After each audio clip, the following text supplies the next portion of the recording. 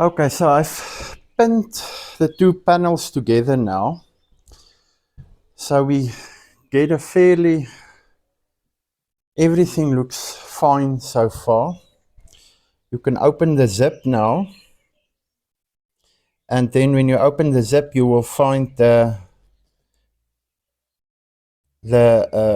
fly cover at the back there. So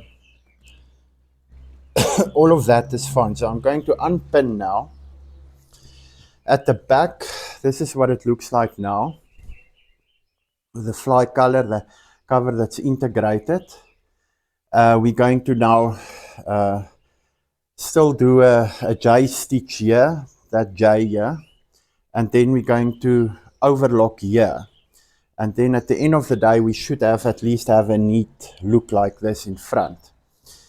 So that has been accomplished so far. So let us now take out these pins here and then go to the machine and then do the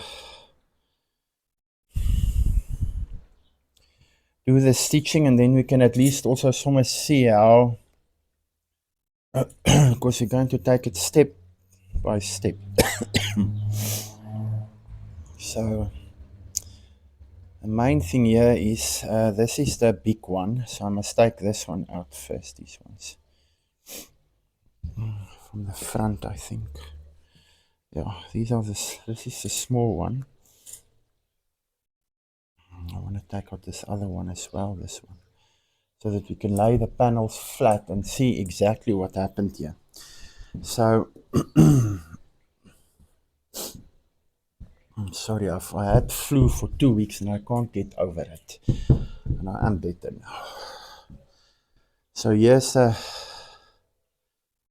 right side. So what we did was they're facing the right side now, and I simply secured the zip there, because what we're going to do is we're going to stitch there now, and then we're going to fold the zip over like this and do a top stitch there, and then the fly cover is integrated into the pants.